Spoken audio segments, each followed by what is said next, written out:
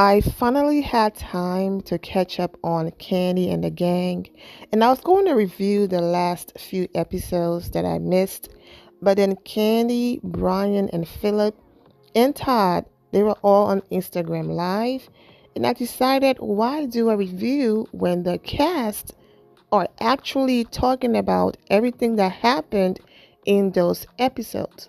Now, they were on Instagram Live for a little over an hour, so I'm going to break it up into different parts. Part one will have Kandi, Brian, and Phillip, and the way how Phillip opened up on this Instagram Live.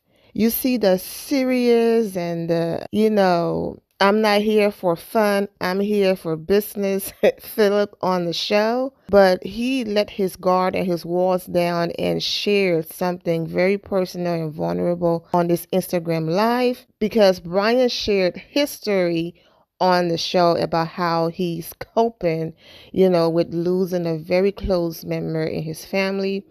And Philip, making that connection, also shared a very emotional story. So I'm going to be quiet now. We're going to get into the very short intro and then this Instagram Live. What's up, my Vina loves? This is Vina D coming to you all from Vina Team and News. Okay, so first of all, how y'all been feeling? I know this TV world is new to y'all, but so far, how are you handling it? For me, it's day by day because it's all brand spanking new. I ain't gonna lie. Every single week, the episodes come out, especially last week, me telling my entire life and then speak on it right after it. My anxiety was through the roof. But for me, it takes a few days. I adapt, accept things for what they are, and I continue on and keep rolling. And so now, today, I feel great. Okay. All right. I've been Phillip, good. I think the process has really been kind of eye-opening for me. Even just some of the people that reach out to us and just kind of tell us about how we've impacted them or different things that weren't really a part of what we were really trying to do. But just seeing different aspects of how the show has affected other people through telling our stories or even through our just natural personalities. And that's kind of what prompted this, to be honest with you. Seeing, we all filmed on the show, but we also didn't know every nook and cranny of, what was displayed in the episode. So when we see them come out, some of the things are kind of new to us as well. And so even when I saw, Brian's, Brian's story on the last one, there were a lot of things that I related to be honest with you, in that moment. And that was something that I feel like even from an audience perspective, they may have not have known that I would even connect in that way. So it kind of hit home a little bit more for me on like the depth of the show and how our representation on it can really be something that is either comforting rather, or, just something that someone can relate to. So. Yeah. I mean, do you mind, telling everybody how it was that you related to so, Brian's story? Brian and I had a similar struggle. Brian, in the episode, kind of spoke about how I'm a little nervous guy, so this isn't something I've really shared abroad. But anyways, Brian kind of spoke about how he struggled with, experiencing a death and how he coped with, the loss of his sister, et cetera. So pandemic, everyone lost someone. And I lost my mother to COVID. And for me, when Brian expressed, just that moment of feeling of, not wanting to wake up in the morning or just feeling like trying to find that drive to kind of keep going. As Brian coped with some things through, certain methods of inebriation or intoxication or whatever, I kind of indulged myself in work, but it was equally as bad. I wasn't sleeping. I would have, night sweats and stuff just because I was I just felt like I was out of control of everything. And I think the scariest part about some of the things that I felt were, when you don't have anything to live for, or you feel like you don't have anything to live for, it's a very dangerous headspace to be in. Because even if you're not specifically like suicidal or something, you're just very negligent with yourself.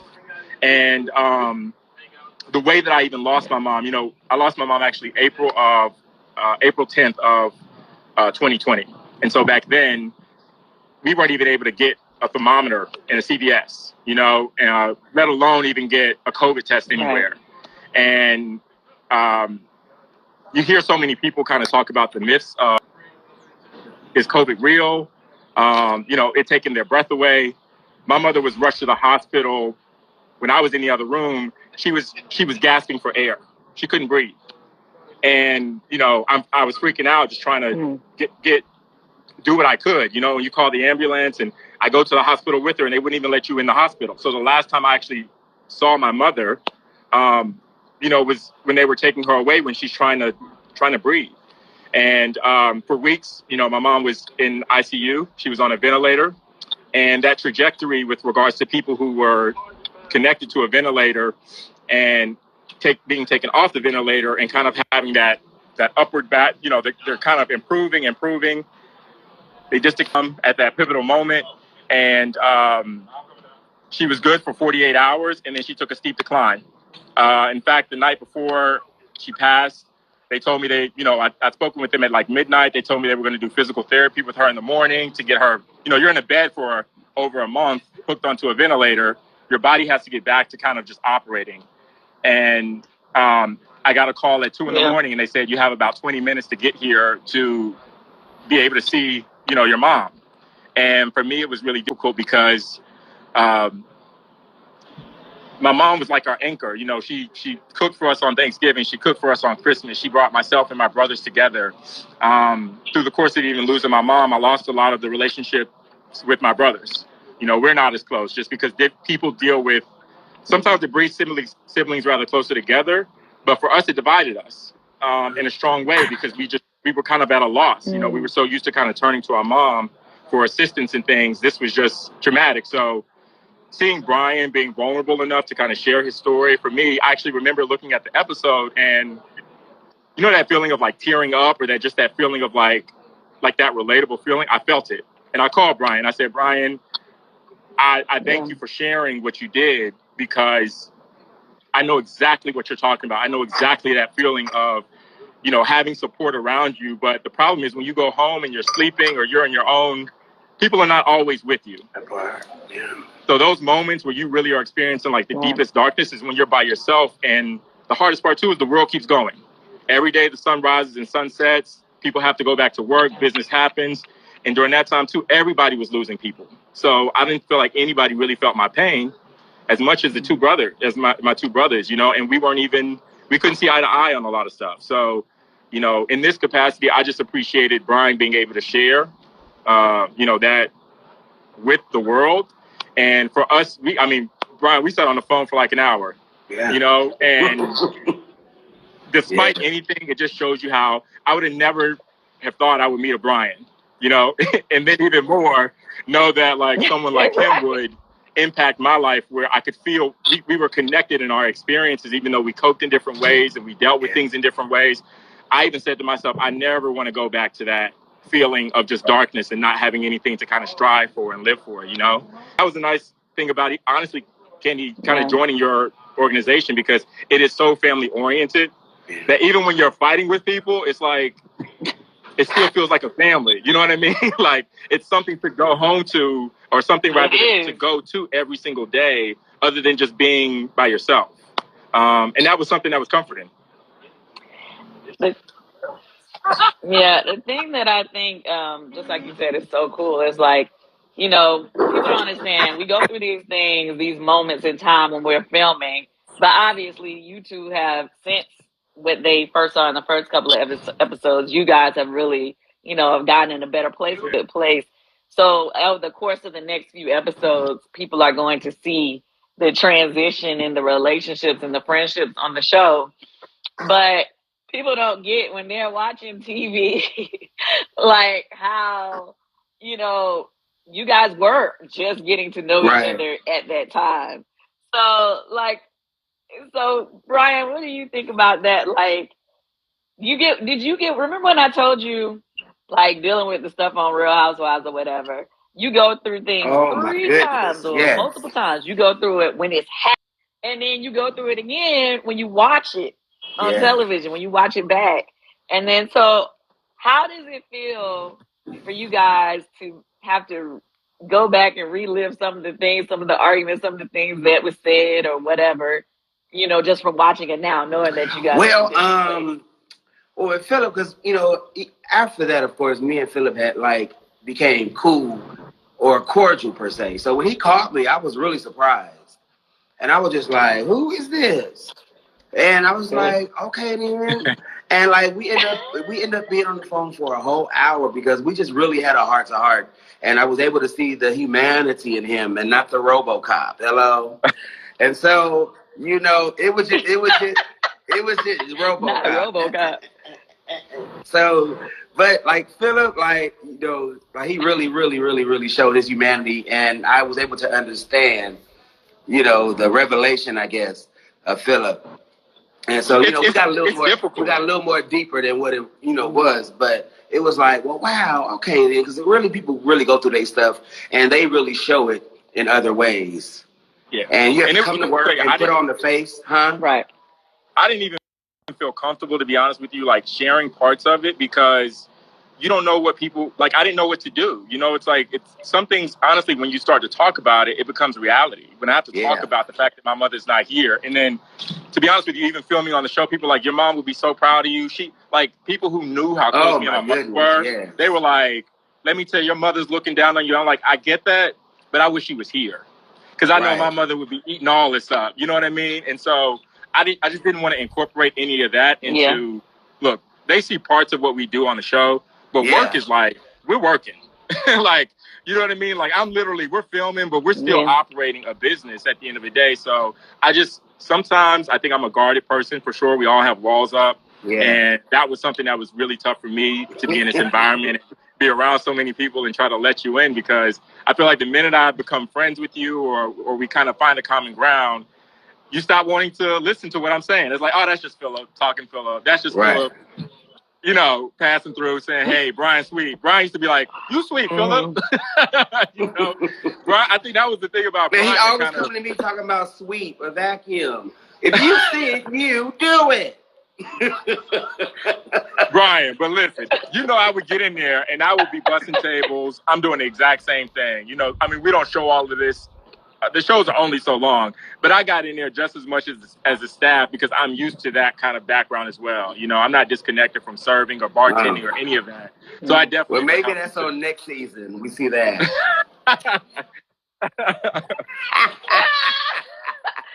Okay, so let me ask you, Brian. We were talking about this a little bit earlier before we went on live.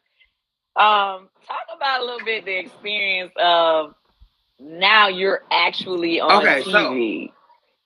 Like how you were saying before, you thought about this for a long time, but you never now. No, I didn't think about this. God showed me this since I was a child. Of course, it wasn't OLG, but He showed me, splits and splatters of things like this. And so it's one thing to dream about it, and God showed you things, and then you wake up and things are still normal. But it's a whole nother ballgame when you wake up and you in the thick of it. And like I told you, what made it even harder for me, but it's growth and healing, was that, episode 3 was really hard for me personally because it really took me back to that place. Like you said, reliving it again. And then speak on it. I don't think I ever have to do another interview again. Speak on it. I spoke on it. And really? Go back to that. Review, speak on it. You ain't got to ask me no more questions. Because I really spoke on it in that moment. Of course I'm going to do them. I got something planned this week. But, you, of course, my comfort with you, you're like a big sister to me. I felt safe with you, and that's what made me really open up. I was like, let me find out Kandi is Iyanla's stepsister. Have that effect, though. I was just like, oh my God, am I really ugly crying? On speak on it? But you was ugly crying, Brian. Speak on it. But that's the thing. It was really, it was very therapeutic. However, like I told you, I still had to relive that again because, of course, I watched it myself on YouTube with my Fire Stick. People send it to me. I have to see it on Instagram and Facebook. So every single time I saw it, I had to relive it, 45,000 times in the past 5-6 days. It ain't been that long, really. And it's just, but every single time I grow.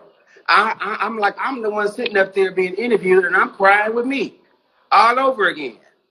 Yeah. It's just real life happening. But every single time I've been through it and went through it, I literally grow from it. And like I said, I thank God for the process. I thank God for the experience because, you know, on a normal scale, I would not have talked about this in real life. I would have swept it under a rug, and it probably would have shown up in other areas of life. You know, cussing people out, doing all kind of stuff. Yeah. But it has really softened me. It has really made me who I am. I think I'm actually funnier because I'm not having to dig through mud, you know, to get to the funny and force it on. But I don't know. Did I tell you this? I told somebody this. You know, when we started the process, my sister had only been gone about like 3 weeks. And so I don't know. Me neither. I was in Twilight Zone. I did not know that, Brian. My mental was, so when I tell Phillip, I don't know where my mental was going. I was dead ass. I mean, dead serious. Did your sister know that you were about it's been a 4-year, it had been a 4-year process, so she knew about it. So she always knew about it, but, you know, it was just, you know, talk, because she was around when I was filming, like I told you, for Ladies of Compton. She was around. She came to the parties and she came to all that stuff. Oh, right. And was like, you got this, whoop, whoop, whoop. And so to get here now, it's bananas. But we made it.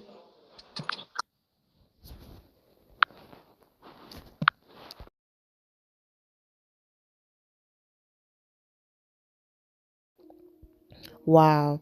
I am praying for both Brian and Phillip. I talked to my mom. My goodness. I can't even tell you how many times a day. That's my best friend. So I can't even imagine, you know, what Phillip is going through. And like I said, I'm keeping both of them lifted in my prayers. And a lot of people have new outlook and respect for Phillip after this Instagram live. Kandi, you are doing an amazing job.